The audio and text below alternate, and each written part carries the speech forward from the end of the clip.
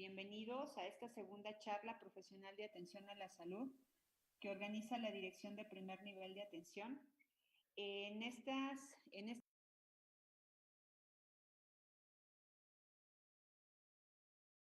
Trujano Ramos nos hablará sobre adecuación físico-dietética en el síndrome metabólico. Muchas gracias, maestro, por aceptar la invitación y a todos los que se están conectando a esta charla, pues la más cordial bienvenida en el interés de esta dirección de primer nivel de llevar hacia el público en general temas que nos brinden conocimiento y nos permitan también pues generar esta situación de curiosidad para poder abordar de manera mucho más profesional y personalizada la atención en este tipo de necesidades que se tienen en la actualidad para nuestra población. Entonces, pues le vamos a pedir a la enfermera Iris, que es quien nos apoyó en la búsqueda de un ponente de una gran calidad para poder llevar a cabo esta segunda charla de atención, recordándoles que dentro de 15 días continuaremos con un tema para poder llevar a cabo estas actividades. Muchísimas gracias. Muy bienvenido, maestro. Gracias. Muy buenas tardes, compañeros y compañeras del Estado de Hidalgo, de los servicios de salud. Sean bienvenidos a esta charla con el tema adecuación físico-dietética en síndrome metabólico. También le doy la más cordial bienvenida al maestro en nutrición, Luis Alfredo Trujano, con más de 23 años de experiencia en el manejo de diversas enfermedades. Él es egresado como licenciado en nutrición en la Universidad Autónoma de Querétaro. A continuación daré una reseña de su currículum. Maestría en Nutrición Clínica por la Universidad del Valle de Atemajac, Diplomado en Nutrición Clínica, Universidad Anáhuac, Diplomado en Nutrición Clínica en la UNIVA, curso ISAC y curso interdisciplinario en Nutrición Clínica. Actualizaciones y certificaciones en curso de Nutrición Clínica Avanzada, certificación por Sociedad Europea de Nutrición Enteral y Parenteral, certificado por el Colegio Mexicano de Nutriólogos, asimismo, miembro de la Sociedad Internacional de Nutrición y Metabolismo Renal, miembro de la Sociedad Americana de Nutrición Enteral y Parenteral, miembro de la Sociedad Europea de Nutrición Enteral y Parenteral. Actualmente es jefe del Servicio de Nutrición Clínica y Terapia Nutricional del Hospital de la Mujer en Morelia, Michoacán, y fue jefe del Servicio de Nutrición y Composición Corporal Club Monarcas Morelia del año 2000 al 2014. Es nutriólogo adscrito al Núcleo Integral para la Atención del Paciente Renal de Morelia y actual vicepresidente de la empresa de asesoría en manejo clínico, consultoría clínica privada en nutrición crítica y consultor adscrito al servicio médico de Vita Médica y Banrural. Ha sido profesor a nivel licenciatura en asignaturas clínicas y deportivas de la Universidad del Valle de Atemajac, en el plantel Zamora, en la Universidad Latina de América y en la Universidad Michoacana de San Nicolás de Hidalgo. Profesor en sus carreras de nutrición y de enfermería.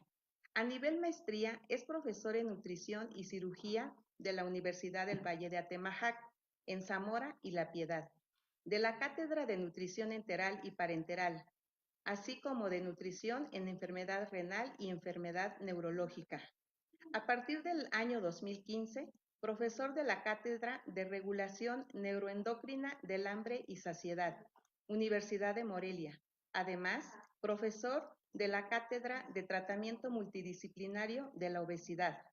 Ha participado en asesorías de tesis y publicaciones en libros, como son Capítulo Ética del Soporte Nutrición, Ética, Bioética y Conocimiento del Hombre, segundo fascículo, capítulo de Fisiopatología de la Desnutrición, Nutrición Enteral y Parenteral, segunda edición, Estrés oxidativo de las enfermedades renales, Nutrición y Dietética Morales 2014, editorial UNAM, asesor conferencista para laboratorios Fresenius Kabi y para laboratorios Abbott. miembro del Comité de Bioética e Investigación del Hospital de la Mujer, miembro del Comité de Formación en Recursos Humanos en Nutrición en los Servicios de Salud de Morelia y miembro del Comité de Nutrición de la Federación Mexicana del Fútbol. Pues, maestro Alfredo, gracias por aceptar participar con nosotros y adelante con su tema, por favor. Muchas gracias. Es para mí un verdadero honor estar con todos ustedes esta tarde. Y pues bueno, siempre un gusto compartir con todos, con colegas. Ya algunas cosas del currículum creo que quedaron atrás también. Fue durante 15 años como nutriólogo del Club Monarcas. Y bueno, ahora desde hace también 21 años a cargo del servicio de nutrición y clínica en el Hospital de la Mujer en Morelia también. Y bueno, repito, para mí es un gusto estar con todos ustedes y sin más ni menos, pues vamos a entrar en materia de lo que nos cita el día de hoy, que es hablar justamente de la adecuación físico-nutricional del paciente con síndrome metabólico. Hay muchas cosas que vale la pena considerar y vamos a ir uniendo cabos mucho, algunas cuestiones clínicas como deportivas. Me adentro primero a comentar lo siguiente. Generalmente, bueno, sobre todo los nutriólogos, muchas veces pensamos que la nutrición clínica no tiene que ver mucho con la nutrición deportiva o viceversa. Y lo cierto es que cada vez vemos pacientes que viven con diabetes, que son maratonistas, que son triatlonistas. Cada vez vemos a abuelitos que realmente están todavía a una edad ya entrada, digamos, terminando todavía maratones, medios maratones. Entonces, cada vez empezamos realmente a reflexionar hasta dónde llega la clínica, hasta dónde termina el área deportiva, en qué momento estamos tratando un síndrome metabólico o en qué momento estamos tratando ahora un paciente que ha superado ese síndrome metabólico y ahora está incluso en una condición deportiva. Lo cierto es que desde hace tiempo, el mismo Platón lo decía, la falta de actividad destruye la buena condición de cada humano, mientras que el movimiento metódico lo salva, lo conserva, lo preserva. Él se dio cuenta de eso desde hace muchísimos años y podemos decir que es de los primeros médicos y nutriólogos de la historia de la humanidad, Platón, y efectivamente tenía razón. Tenemos que estar en constante movimiento. Y lo cierto es que, pues bueno, la evolución del hombre ha generado que nuestro metabolismo haya tenido ciertas modificaciones, sobre todo exógenas, debidas al estilo de vida. Actualmente, por ejemplo, el ser humano tiene una actividad física mucho más baja que la que tenían nuestros ancestros. Para darnos una idea, de contando de izquierda a derecha, del tercero al quinto sujeto que vemos aquí, según algunos estudios, recorrían aproximadamente el equivalente a medio maratón al día en actividad física. O sea, entre 20 y 25 kilómetros se movían diariamente. En algún momento llega todo esto de la revolución industrial, la tecnología, etcétera. ¿En qué momento nos perdimos? No lo sé realmente, pero fue en algún momento hace cerca de casi 200 años que empezó a bajar nuestra actividad física. Ya de hecho, el hecho de haber inventado la rueda generó que la actividad, el costo caloría, disminuyó dramáticamente en el ser humano a partir de que la rueda facilitó mucho trabajo, mucho esfuerzo físico, pero bueno, esos aspectos, aunado a la agricultura, aunado a la misma revolución industrial, el invento del ferrocarril, del automóvil, hasta las últimas aplicaciones del celular, han ido mermando ciertamente la actividad física. Pero nosotros tenemos ciertas adecuaciones metabólicas integradas en nuestro metabolismo, en nuestro cuerpo. Nuestros ancestros no comían como nosotros, comían gran cantidad de alimento, pero no con la frecuencia que lo hacemos nosotros. Nosotros podemos comer 3, 4, hasta 5 veces al día. Nuestros ancestros podían comer varias veces seguidas y después 5, 6, 7 días, tal vez más, sin probar alimento, porque el alimento no lo tenían precisamente, no lo adquirían de una manera tan fácil. Literalmente ellos pagaban con lo que decían la Biblia por ahí, comerás con el sudor de tu frente. Pues realmente si lo transformamos al lenguaje nutriológico, quiere decir más o menos como comerás con todo tu gasto energético. Es decir, que realmente te va a costar energía poder llevarte el bocado a la boca. Y eso es lo que tenían nuestros ancestros. Entonces no comían con la misma frecuencia que nosotros y diseñaron ciertos sistemas metabólicos para poder preservar, conservar la energía en tiempos de inanición que tenían. Podían pasar varios días sin comer. Entonces esos sistemas metabólicos todavía los conservamos, pero hoy en día no nos sirven de mucho. Es más, se han convertido o se ha convertido este sistema de ahorro de energía en un problema muy, muy grave.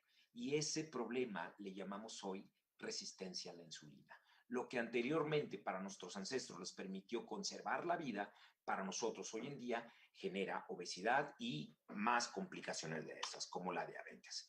Y lo cierto es que, bueno, el estilo de vida no saludable que podemos llevar, aunado al consumo elevado de azúcares, de grasas saturadas y obviamente el envejecimiento junto con el balance energético positivo, es decir, cuando comemos más calorías de las que gastamos, pues eso va generando, entre otras cosas, un incremento de la grasa a nivel visceral.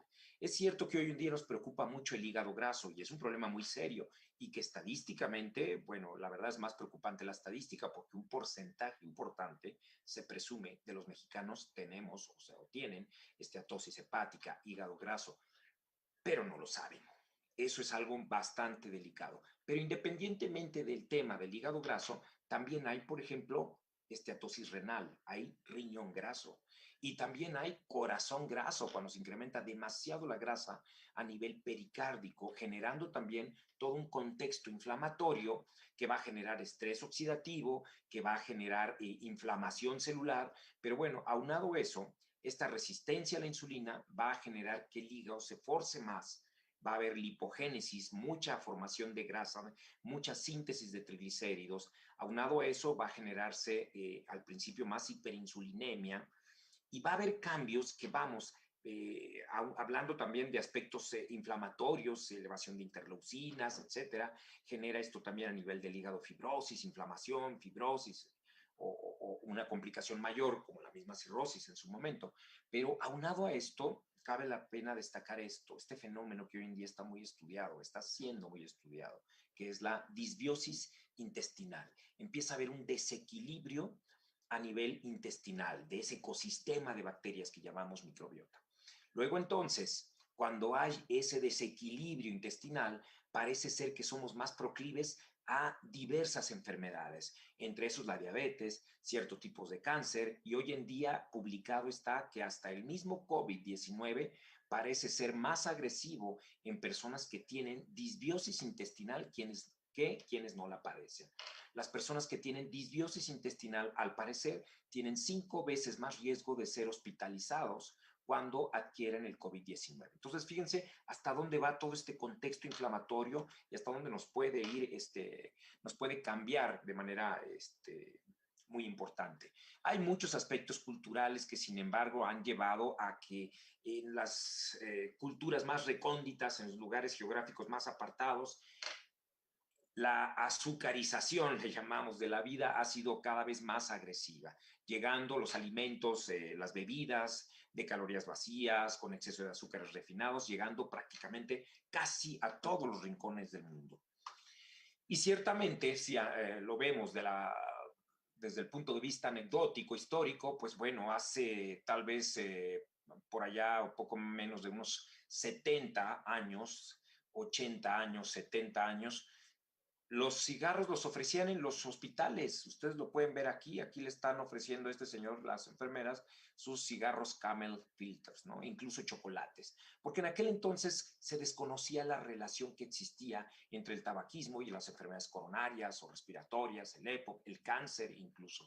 Poco o nada se había estudiado acerca de este fenómeno hasta que llega el estudio de Framingham, un pequeño poblado en el estado de Massachusetts, en Estados Unidos, donde se estudia una población entera y se empiezan a obtener conocimientos que hoy son una cuestión más que sabida. Por ejemplo, el incremento de sodio, de sal en la dieta genera mayor riesgo de enfermedades, sobre todo hipertensión, enfermedades coronarias, también el consumo de grasa, el consumo de colesterol en la dieta, el sobrepeso, el tabaquismo, entre otras cosas, Lo que hoy sabemos muy claramente, y creo que nos lo explican desde nuestra formación de la primaria, pues bueno, parte de aquí, de este famoso estudio de Framingham.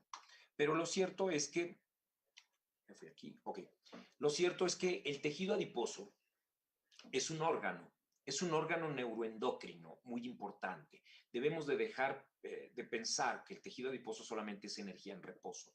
No, es un órgano muy activo, tan activo que realmente no tenemos todavía a ciencia cierta toda la compleja actividad que puede tener proinflamatoria y moduladora de inflamación, pero lo cierto es que el tejido adiposo también produce, entre otras cosas, adipoquinas y sustancias que pueden ser proinflamatorias también, por otro lado, como interleucina 1, interleucina 6 o el angiotensinógeno, que por ejemplo va a desembocar finalmente estimulando el sistema renina-angiotensina aldosterona. Y esto es uno de los motivos por los cuales el incremento de grasa, sobre todo a nivel visceral, también generará más estimulación a la elevación de la presión arterial, por ejemplo, ¿no? Y tendríamos primero que pensar, que reflexionar, bueno, entonces, ¿qué es la obesidad? ¿Qué es la antesala a todo este problema que estamos abordando? Es la obesidad, el exceso de peso a expensas de grasa corporal, ¿sí? La cual tiene, por cierto, importantes riesgos a la salud. Este es uno de los problemas que tenemos. Evidentemente ya será motivo de otra charla, pero hay varios tipos de obesidad, no solo desde el punto de vista de gravedad o en desde una manera, digamos, ordinal en el peso, no, sino también por su composición. Hoy tenemos ya muy claro lo que es una clasificación que nos habla, por ejemplo, del obeso metabólicamente sano y el obeso metabólicamente no saludable. ¿Qué diferencia hay con eso? Tal vez algunos de ustedes habrá tenido algún paciente, algún conocido, algún familiar, no lo sé, que tiene una obesidad importante, pero una obesidad muy generalizada, desde los cachetes hasta los tobillos, completamente generalizado. Y curiosamente, cuando tomamos el colesterol, los triglicéridos, están perfectos, incluso mejor que nosotros, y no es broma, pueden estar mejor que nosotros. ¿Qué es lo que sucede aquí? ¿Por qué este tipo de pacientes se muestran a veces con este perfil de lípidos? Y también podemos tener otro tipo de sujetos que tienen colesterol y triglicéridos muy elevados. Parece ser que es la distribución de la grasa. Cuando la grasa se acumula, sobre todo en exceso en la región visceral, más que nada, en la región también central, que esto es algo muy común del paciente con obesidad en México, ahí es donde vemos elevación de colesterol y triglicéridos. Pero cuando el paciente con obesidad es parejito, está bien distribuido, no vemos tanto ese perfil, esa disregulación metabólica.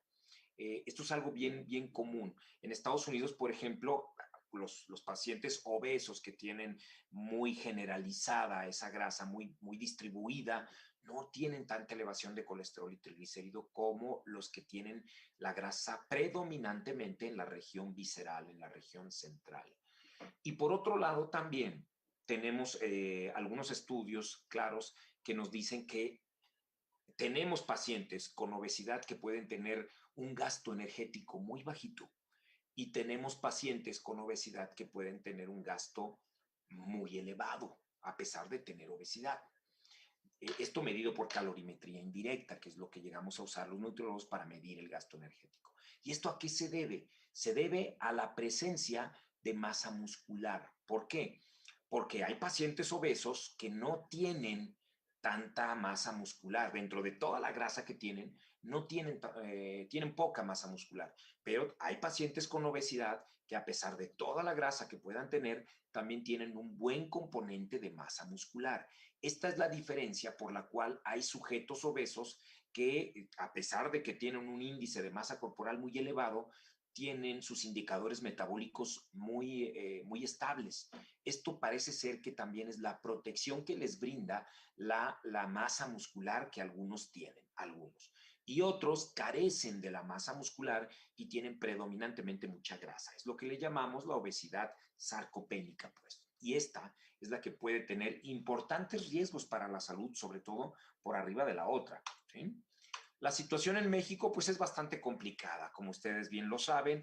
La última encuesta nacional de salud nos sigue poniendo entre el 70 y 72% de la población en México con sobrepeso o obesidad, lo cual dice que 3 de 4 pacientes en México tienen sobrepeso o obesidad, 3 de 4. Y eso también lo podemos hasta cierto punto comprobar en México, ¿no? ¿Por qué México ha sido víctima tremendamente del COVID-19? Sabemos que entre todo ese trasfondo que hay, pues bueno, este virus ataca predominantemente al sujeto obeso. Y por estadística, pues es muy simple, ¿no? Si hay una terapia intensiva con 4 camas, es muy probable que de esas 4 camas, 3 camas estén ocupadas por pacientes con sobrepeso u obesidad. La misma estadística, pues, nos lo dice. Lo que nos lleva mucho a reflexionar y el punto álgido de la situación es que empieza a incrementarse y desde hace años, desde hace décadas de hecho, dramáticamente el sobrepeso en niños y adolescentes. Hablamos de sobrepeso y obesidad. Y hoy por hoy realmente estamos viviendo un acontecimiento del cual no voy a profundizar mucho, pero vale la pena aclararlo y mencionarlo, que es el fenómeno que hoy le conocemos como cobesidad. La cobesidad viene siendo este incremento de peso como resultado de la misma pandemia, del confinamiento, que nos ha llevado a disminuir dramáticamente nuestro movimiento, nuestro gasto energético. Los niños ahora no salen, de por sí no tenían mucha actividad en la escuela y ahora en casa, en el sofá o frente a la computadora, muchas horas menos actividad hay, más consumo de alimentos procesados, porque esto nos lleva, el encierro nos lleva también a un contexto muchas veces de ansiedad, sobre todo para cierto tipo de personas, que va a generar una tendencia mayor a consumir alimentos. ¿Y cuáles alimentos son, por cierto? Son los alimentos altos en calorías, altos en carbohidratos refinados, etc.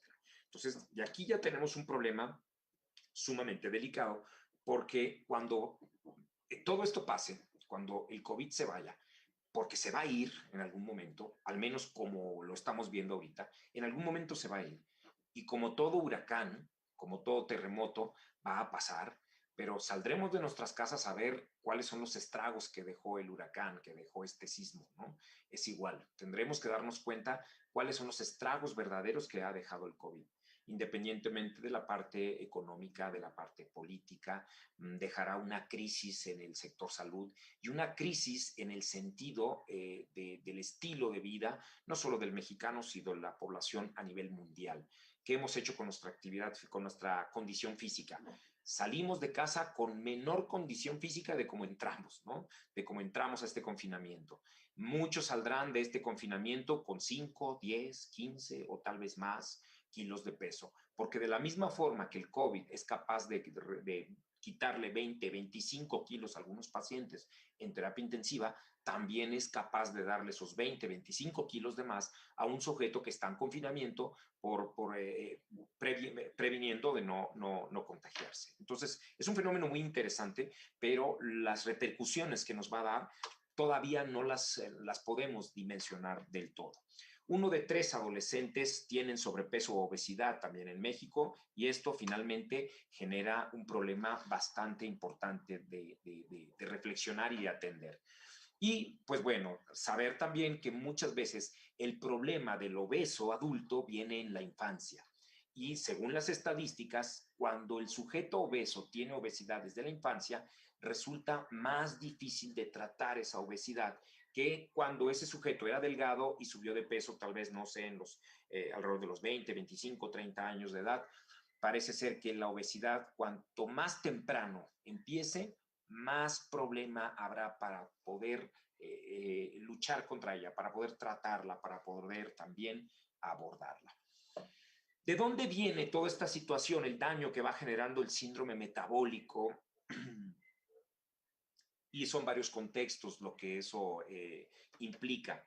De entrada podemos decir que esto parte con algo que aquí en esta diapositiva le vamos a llamar inactividad física. Y lo que hace varias décadas le llamaban sedentarismo, cuando realmente no se le debe realmente ya de llamar sedentarismo. Actualmente se le llama enfermedad hipokinética. Enfermedad hipo baja, kiné, movimiento, de bajo movimiento. La enfermedad hipokinética es lo que anteriormente le llamaban ustedes sedentario, pero se han dado cuenta que el sedentarismo realmente también es una enfermedad con signos y síntomas, ¿sí? Que a lo mejor no son del todo metabólicos todavía, pero sí va generando ciertos patrones, ciertas características. Entonces, esta enfermedad hipokinética, esta inactividad física va a generar de entrada incremento de la adiposidad abdominal, mucha grasa a nivel central. Esto va a generar más infiltración de macrófagos, más actividad de macrófagos que se infiltran en el tejido adiposo visceral y por lo tanto más liberación de interleucinas por estos macrófagos, interleucina 1, 6, etc.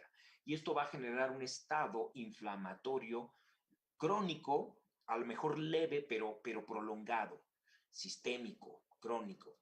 Este es uno de los grandes problemas que hay que abordar en la clínica, incluso en el deporte y en la salud pública, el tema de la inflamación. La inflamación, como la conocemos, la inflamación celular, viene siendo la antesala de las enfermedades crónicas, dígase cáncer, diabetes, hipertensión, entre otras enfermedades, porque desata mecanismos como la resistencia a la insulina, la aterosclerosis, la neurodegeneración, el crecimiento tumoral, y entonces esto nos va llevando a más tendencia de diabetes, más tendencia de hipertensión, enfermedades cardiovasculares, pero recientemente también depresión, demencia, cáncer de mama, cáncer de colon, pero todo parte de la inflamación. Ahora, hay dos tipos de inflamación, rápidamente aclararlo. La inflamación crónica, que es la que acarrearía todos este tipo de condiciones, o la inflamación aguda, que es la que presentaría un sujeto tal vez en terapia intensiva por una sepsis, por un traumatismo o por un COVID. Y aquí es donde también hace que este fenómeno se complique, porque ya de por sí el paciente mexicano tiene sobrepeso u obesidad y las personas con obesidad están en un estado inflamatorio crónico. Y entonces reciben ahora la visita del COVID, ¿no? Como quien dice. Entonces tenemos un fenómeno de inflamación crónico agudizada. Se junta la inflamación crónica y se junta ahora el fenómeno de la inflamación aguda por la infección de COVID. Y esto va a desatar entonces un cóctel inflamatorio muchas veces mortal. Y bueno, en pocas palabras, se junta el hambre con las ganas de comer, ¿no? Como quien dice, la inflamación crónica aunado a la inflamación aguda. El síndrome metabólico, entonces, es un conjunto de anormalidades metabólicas consideradas como factor de riesgo para desarrollar enfermedad cardiovascular y diabetes, entre otras, ¿no? Pero sobre todo enfermedad cardiovascular y diabetes. Hay patrones y hay varios paneles, varios consensos para poder clasificarla y no me voy a meter mucho en esa parte de momento por el tiempo que tenemos para poder enfocarnos en la parte de la actividad física. Lo que podemos decir aquí es que los criterios diagnósticos, según el ATP3, son circunferencia abdominal arriba de 90 en hombres y arriba de 80 en mujeres, los triglicéridos arriba de 150, presión arterial arriba de 130, HDL menor a 40 y menor a 50 en mujeres, glucosa en ayuno de 110 a 126, por ejemplo, son algunas de las anormalidades que se pueden observar. Ciertamente hay otros criterios, otros factores que son muy preocupantes. Voy a mencionar por decir alguno. También el incremento de la circunferencia de cuello. La circunferencia de cuello es una situación bastante delicada. Cuando el cuello es superior a 37 centímetros de diámetro, eso es una señal de que hay demasiada grasa probablemente en la región del cuello y probablemente también en la región de la lengua. ¿Esto a qué nos lleva? Esto es una de las causas que más se correlacionan con la apnea del sueño, con la roncopatía, que generalmente están presentes en el sujeto con obesidad y también en el sujeto con síndrome metabólico.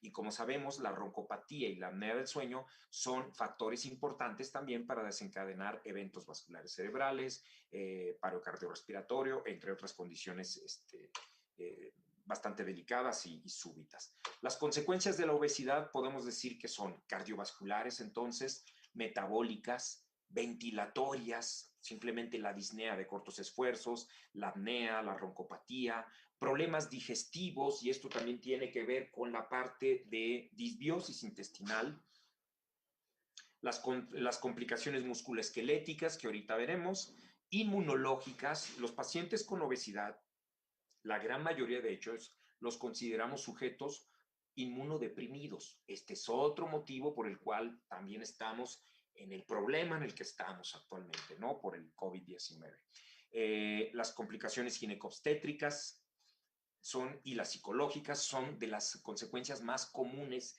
que va dejando la obesidad. Dentro de las cardioventilatorias, aumento del trabajo ventilatorio, la apnea del sueño, mayor riesgo de paro cardiorrespiratorio, por ejemplo, hipertensión arterial.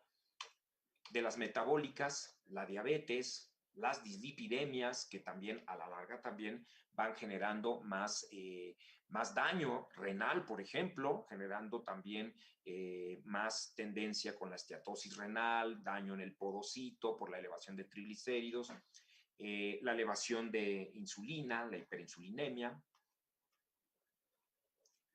trastornos hormonales, etcétera.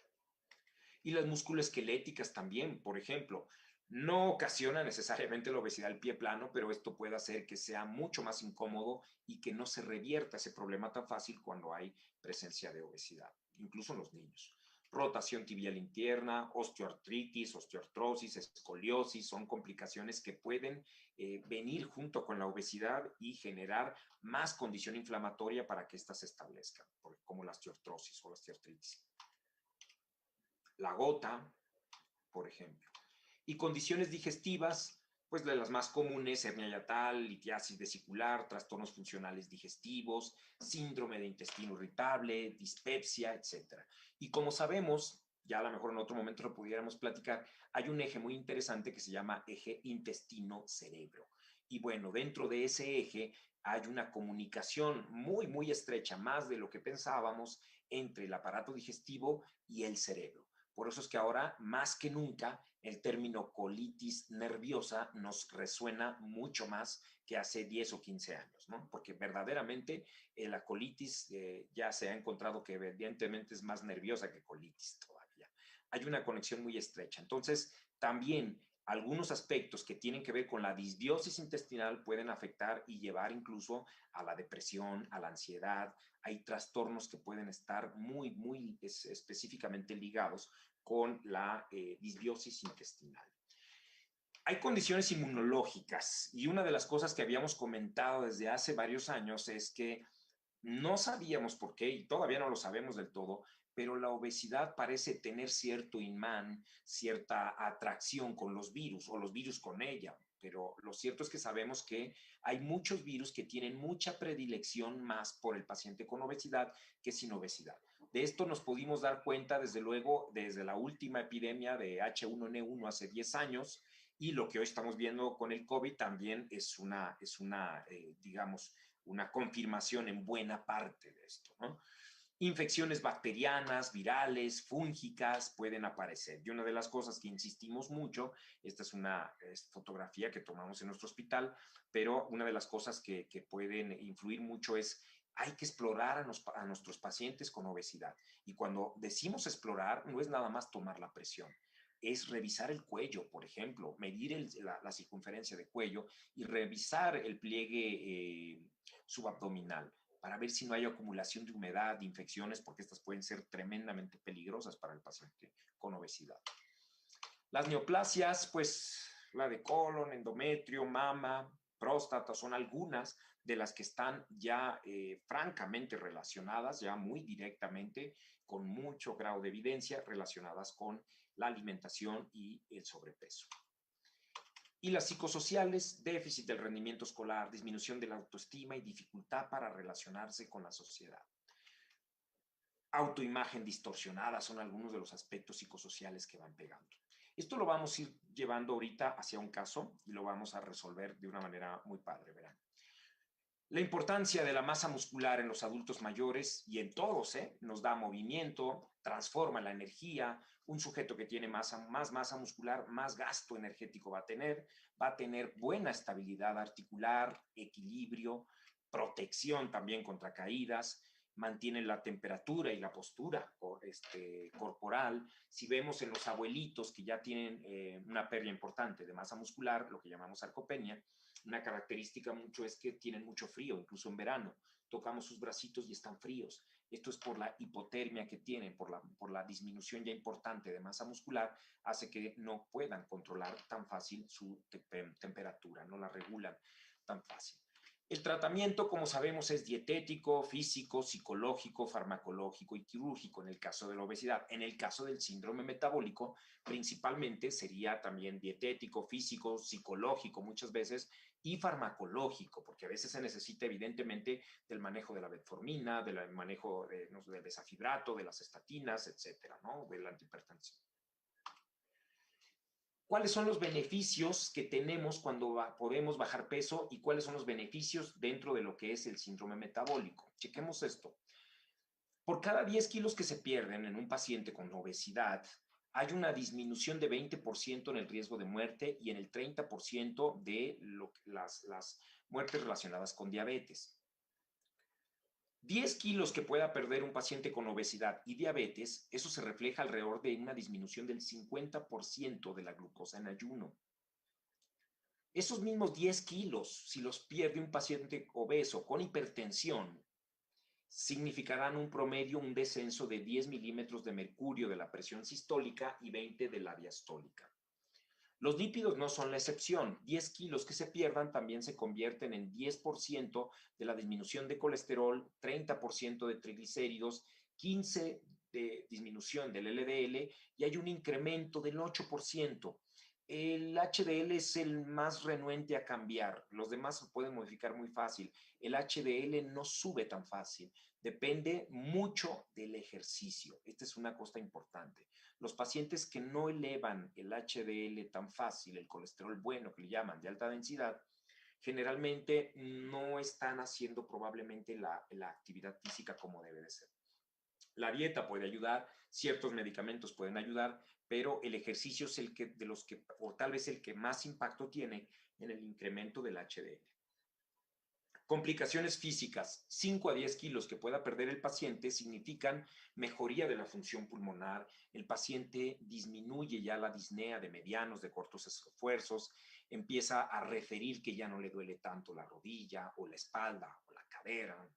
Y otra cosa importante, empieza, y esta es una pregunta que generalmente hacemos a la pareja del paciente, al esposo o a la esposa, y le preguntamos, ¿lo escucha roncar? ¿La escucha roncar?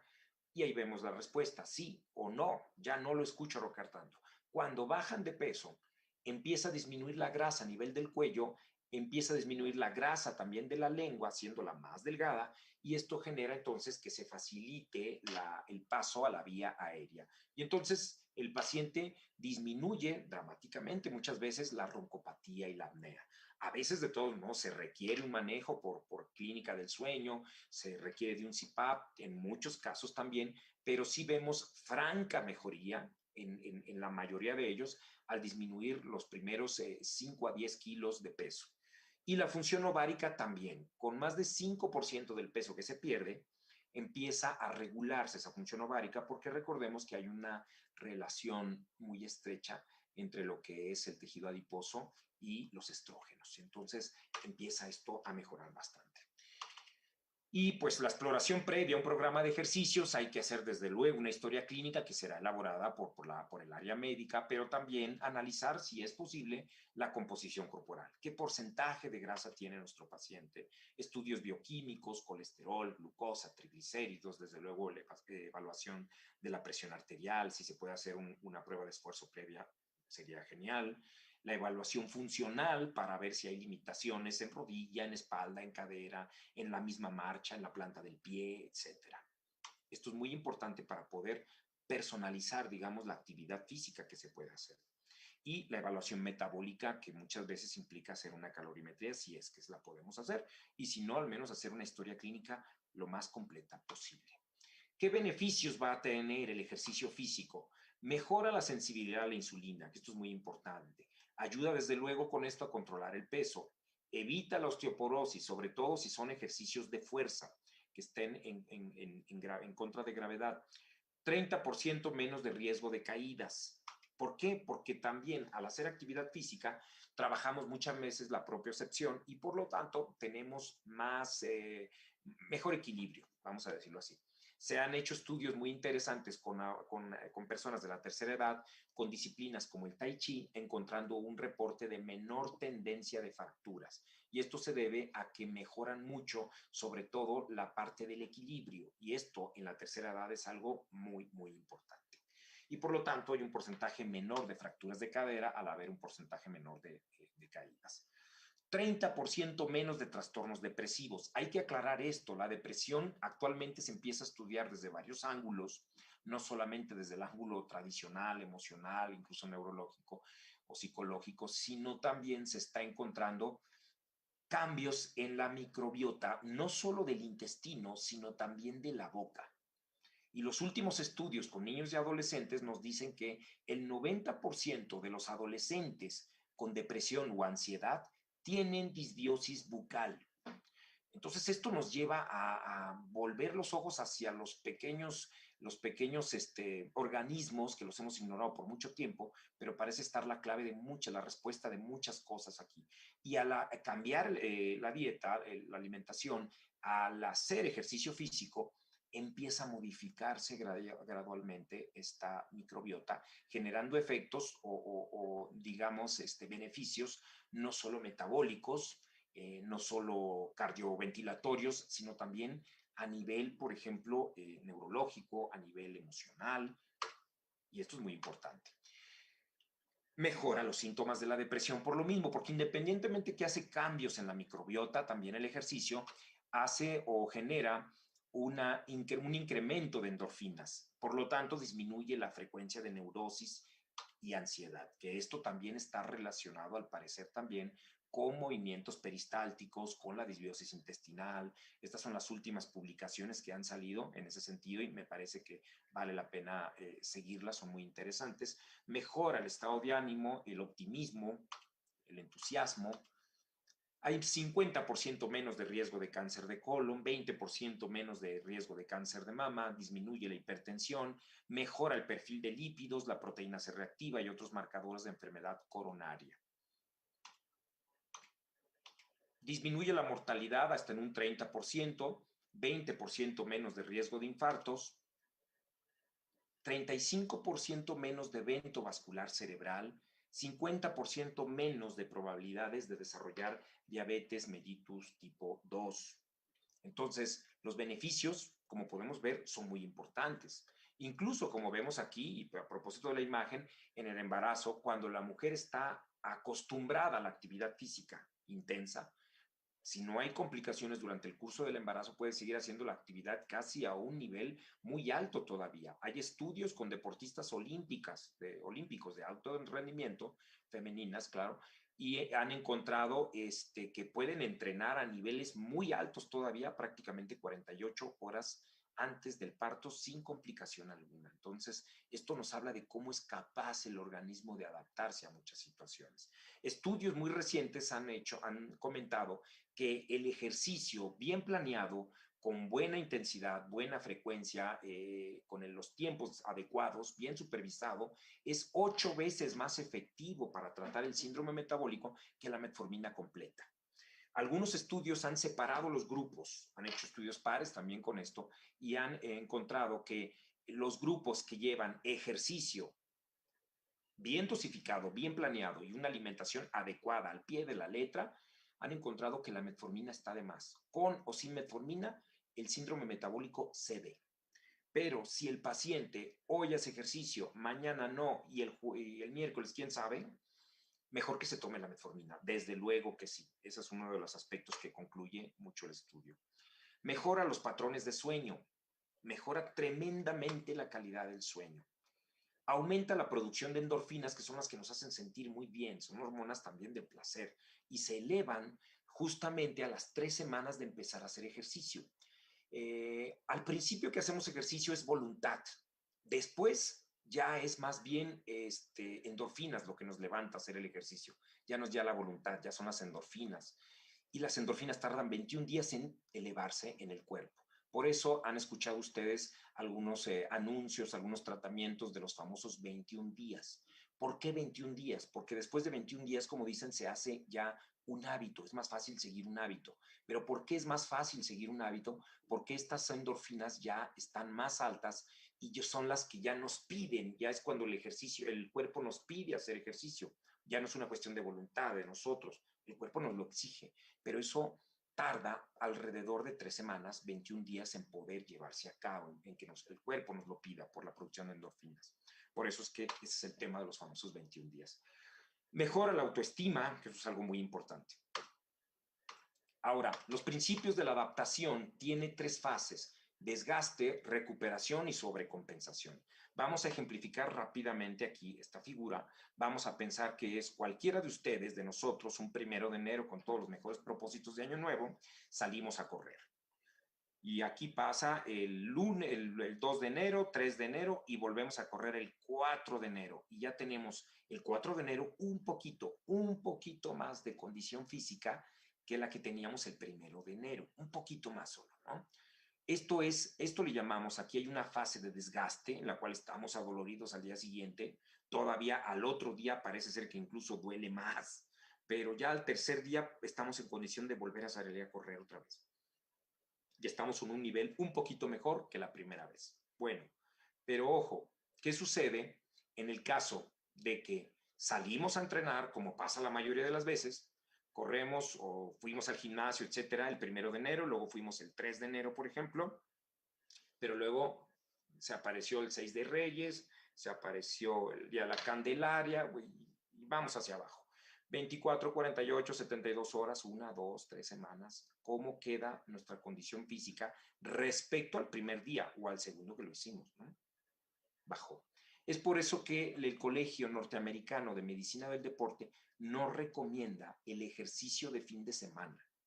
Nos lo dice claramente: o lo vamos a hacer de manera frecuente o mejor tratemos de cuidar de comer sano, y si vamos a ser sedentarios, al menos estirémonos y comamos saludable. Pero es muy peligroso meternos en actividades físicas los fines de semana. Jugar fútbol solo los domingos, creernos Cristiano Ronaldo o Messi el puro domingo, y esto genera, y lo saben muchos médicos, que la estadística de infartos los fines de semana es muchas veces en corredores, en futbolistas, en gente que hace frontón, tenis, el fin de semana, solo el fin de semana. Y esto nos genera a veces un problema más que un beneficio. Entonces, debemos de evitar esto. Lo ideal, entonces, es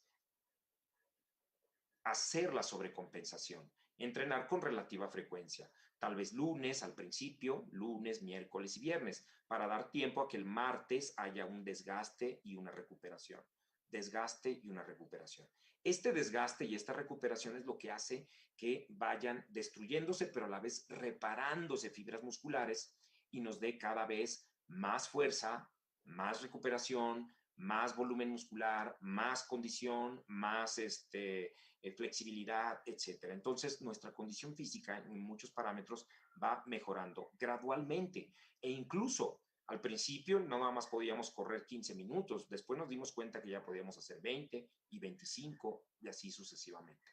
El ejercicio, ¿cómo debe de ser? Bueno, de entrada, los nutriólogos conocemos algo que se llama las leyes de la alimentación, y mucho personal de la salud también. La alimentación, ¿cómo debe de ser? Completa, variada, equilibrada, suficiente, atractiva, higiénica, etcétera, ¿no? Pues el ejercicio es igual. Las leyes de la alimentación se pueden aplicar igual al ejercicio. Entonces el ejercicio debe de ser inocuo, suficiente, completo, variado, atractivo, higiénico, igual que la alimentación. Entonces vamos a procurar que ese ejercicio, si lo ponemos en palabras más, palabras menos, sea divertido, porque si no es divertido, no podemos entonces, no podemos hacerlo, no nos vamos a enamorar de él. Por esto es muy importante, ojo, aquí me voy a tener tantitito un poquito, porque esto es importante. En los niños, dejemos que ellos decidan la actividad física que quieren hacer. En mi paso por Monarcas Morelia por 15 años me tocó ver niños que entraban a las fuerzas básicas muy pequeños y entraban obligados porque el padre quería ser jugador de fútbol, fue jugador de fútbol frustrado y quería que su hijo sí lo fuera. Y el niño quería nadar, el niño quería taekwondo, el niño quería otras cosas, ¿no? Y fueron forzados a hacer muchos de ellos actividad física que no era precisamente lo que les gustaba o no era su primera opción. Entonces de ahí empezamos mal, porque si forzamos la actividad física, el niño acabará no solamente odiando ese deporte, sino toda la actividad física. Y en el contexto de la psiconutrición, el por qué a veces el adulto le cuesta trabajo, rehúsa hacer la actividad física, esto tiene que ver porque la actividad física desde nuestra parte muy inicial, muy de la infancia, tiene que ver con nuestro niño interno, con la diversión. La mayoría de nosotros, sobre todo los que ya pasamos de 35 años para atrás, hicimos más actividad física como niños. Jugamos a la roña, a las escondidillas, tantos juegos que inventábamos, pero era actividad física. Entonces lo conectamos más fácil. Hacer actividad física es en cierta forma también conectarnos con nuestro niño interno. Y cuando ese niño interno está lastimado, lo que menos quiere es conectarse con él, ¿no?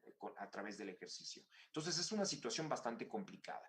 Deberemos acercarnos entonces a actividades que podamos hacer y donde nos sentamos identificados. Por ejemplo, esta es una clase de natación para personas con obesidad, porque si fuera solamente puras personas esbeltas y esa persona con sobrepeso, se sentiría no muy identificado, se sentiría mal en cuanto a su autoestima. Entonces también habrá que adaptar la actividad física para que el sujeto se sienta más integrado. Eso es muy importante. Como en la alimentación hay un equilibrio y el equilibrio más adecuado para la actividad física es el 70% de ejercicio aeróbico y 30% de anaeróbico. ¿Qué quiere decir? Por ejemplo, si fueran 100 minutos de actividad física, 70 minutos serían para bicicleta, para caminar, para la banda, para nadar, y 30% serían para ejercicios de fuerza, por ejemplo, ligas, mancuernas, aparatos de gimnasio, si se cuenta con ellos, o algunos ejercicios funcionales como lagartijas, como sentadillas, etc. Debe de ser constante, debe de ser progresivo y debe de ser también familiar y adecuado. Adecuado me refiero a que si el sujeto tiene un problema de meniscos, pues no lo vamos a poner a saltar la cuerda ni a subir las escaleras, ¿verdad? Debe de ser progresivo porque algunos necesitarán iniciar con 5 minutos incluso de actividad física y otros ya pueden iniciar con 15, 20 tal vez. Los ejercicios aeróbicos más recomendados pues pueden ser caminata, bicicleta, insisto, algunos empezarán con 10 minutos o 15, poco a poco lo podrán hacer. Bicicleta estacionaria, escaladora elíptica, porque es la que menos impacto tiene a las rodillas, por ejemplo. Baile de intensidad leve también es excelente ejercicio. Esto como ejemplos de ejercicios aeróbicos. Los ejercicios anaeróbicos de fuerza que se pueden emplear, pesas con carga leve, los llamados circuitos, trabajos con ligas, actividades como la jardinería, la carpintería, también resultan excelentes opciones de ejercicios de fuerza. ¿Para qué nos sirve el ejercicio de fuerza? Para defender nuestra masa muscular. En todo régimen dietético, más, menos, se pierde masa muscular. Eso hay que decirlo. Prácticamente todos. Pero vamos a buscar que se pierda la menor cantidad. La dieta también debe estar ajustada para que se pierda la menor cantidad de grasa posible. De músculo posible. Y esto también tiene que ayudarnos mucho el ejercicio de fuerza. El ejercicio de fuerza hace que se defienda esa masa muscular para que se enfoque más que nada el tratamiento en la pérdida de grasa. Y eso lo vamos a ver en un momento, que ya estamos casi finalizando. ¿Qué frecuencia resulta apropiada? 3 sesiones por semana. Iniciaremos con 1, 2, poco a poco. Y vemos entonces, y cierro con este caso, veamos la oportunidad de este paciente, amigo mío, por cierto, también, hay que aclararlo, yo estoy ahí al fondo, soy de color serio, igual que él. Pero bueno, edad, 43 años, 1,76 de estatura, 119 kilos, 61% de grasa, glucosa 17 miligramos decilitro, colesterol 236, unos triglicéridos también nada presumibles, 272 miligramos sobre decilitro. Así empezamos. Ok, y la presión arterial también una bomba, 155/95. Bueno, normal, alta, ¿no? Elevada. ¿Qué es lo que hicimos? Bueno, no todos los pacientes, quiero aclarar, están para llevar una dieta el primer día, ¿sí? Son pacientes que tienen muchas transgresiones dietéticas, muchas situaciones de estrés. Entonces, el profesional de la nutrición sabe perfectamente cuándo va a llevar un plan de alimentación, cuándo va a llevar una adecuación, cuándo va a llevar recomendaciones, cuándo va a llevar otro tipo de manejo. No es cierto eso de que el plan dietético es solamente una dieta, eso es una falacia. Pues, son muchas las opciones de tratamiento que un nutriólogo puede manejar. En este caso, cuando hay mucha ansiedad, mucha tendencia todavía de estrés, mucha compulsión para comer, etcétera, lo que hacemos es un plan de negociar con él, de negociación. Y hacemos algo que se llama adecuación físico-dietético. Resulta que hay gente, hay pacientes, personas, que a lo mejor muchas de ellas no comen tan mal. Su problema es más bien que gastan pocas calorías. Hay pacientes que realmente, pocos, pero me ha tocado ver pacientes que comen verdaderamente muy bien, como si llevaran una dieta, y tienen sobrepeso de todos modos. Descartamos problemas tiroideo y otras situaciones, y entonces medimos su metabolismo. Y me ha tocado decirle al paciente, ¿sabe qué? Usted no ocupa un nutriólogo, usted ocupa un preparador físico que le haga una adecuación porque su gasto de energía está muy bajo. Su problema es que su cuerpo gasta pocas calorías, pero su ingesta es adecuada y es saludable. Lo que ocupa es un plan de entrenamiento. Entonces, lo que hacemos aquí es cómo vamos adecuando esto. Este paciente lo que hicimos fue, le retiramos 200 calorías al día de alimentación, que era prácticamente una pieza de pan, ¿sí? Una pieza de pan. Y le pedimos que gastara alrededor de 550 calorías, que eso era caminar alrededor de 30 minutos alrededor de un jardín. Y entonces fuimos teniendo los primeros días 9,100 calorías de déficit. Después, si se fijan, pasan las semanas 3 y 4, 5 y 6, 7 y 8, hasta la 11 y 12, y lo que fuimos haciendo, fuimos restringiendo las calorías. Al rato ya era la pieza de pan y le restringimos el refresco, y la pieza de pan, 2 piezas de pan y el refresco, y fuimos gradualmente trabajando con sus puntos críticos. Todos tenemos puntos críticos. Puntos críticos son lo que le llaman constantemente, no es mi debilidad. Todos tenemos, hasta los mismos nutriólogos, somos seres humanos, tenemos nuestros puntos críticos. Mis puntos críticos son los dulces de tamarindo, me generan un problema, no puedo detenerme. Procuro no ponerlos en la mesa ni comprarlos, ¿no? Pero me generan tentación. Cada quien tiene los suyos, el refresco, la cerveza, la tortilla, el pan, los dulces, etc. Hay que buscar el punto crítico del paciente, de cada quien. Y vamos entonces negociando y restringiendo gradualmente esas calorías. No lo estamos sometiendo todavía a una dieta de reducción. En este caso, fíjense cómo fuimos haciendo, fuimos restando poco a poco calorías. Platos chicos, vasos chicos, quitar el pan dulce, ahora te quitas el refresco, ahora vamos con esto, paso por paso. De esa forma el paciente va tolerándolo sin sentirse tan estresado. Y hasta la semana 12, con 550 calorías nada más diarias de gasto, más las que se restringieron, aquí prácticamente en la semana 12, se estaba quitando 1,000 calorías de encima. Entre lo que dejó de comer y lo que empezó a gastar, fueron prácticamente 1,000 calorías menos.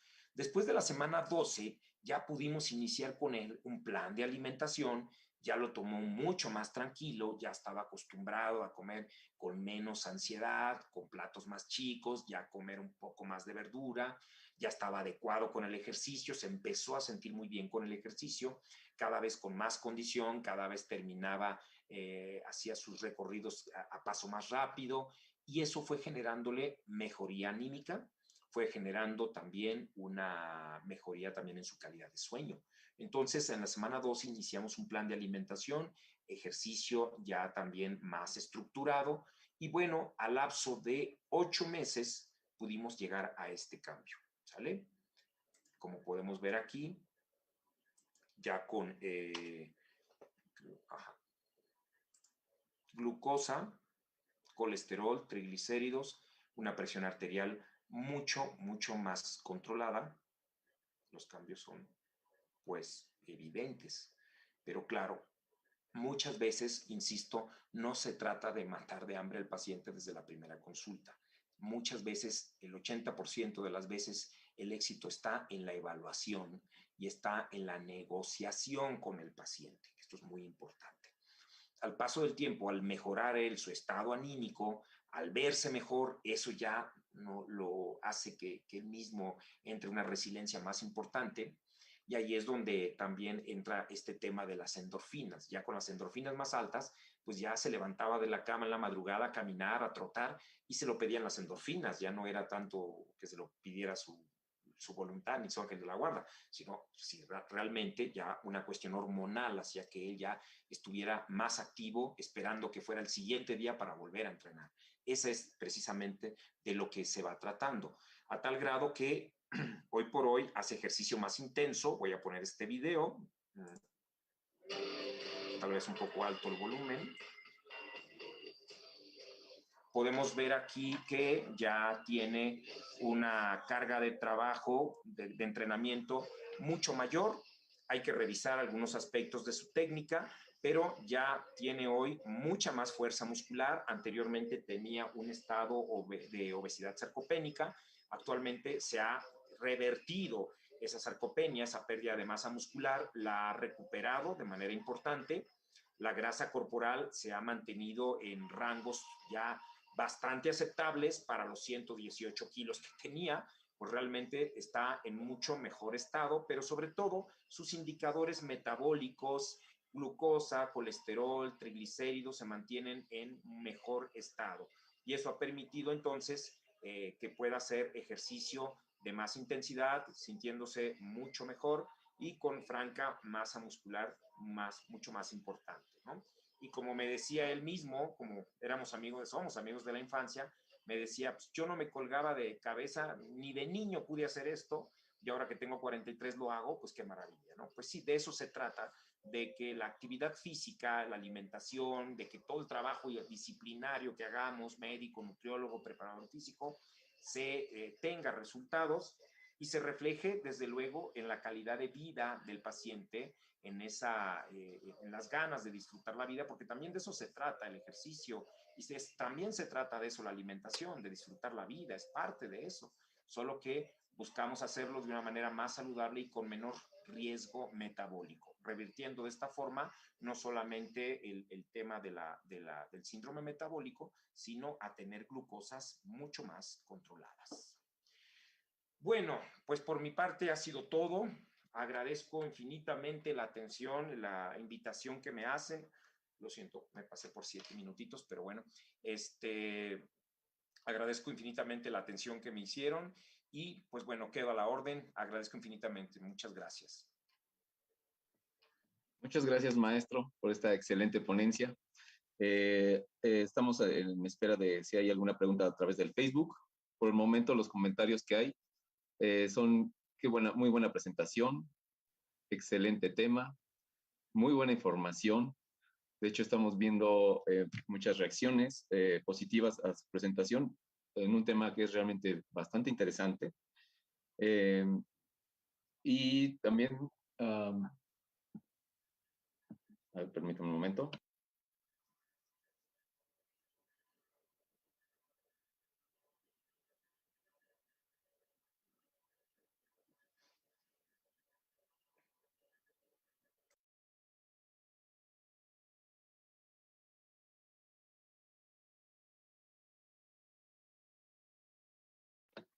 No, al momento no hay ninguna pregunta, pero queremos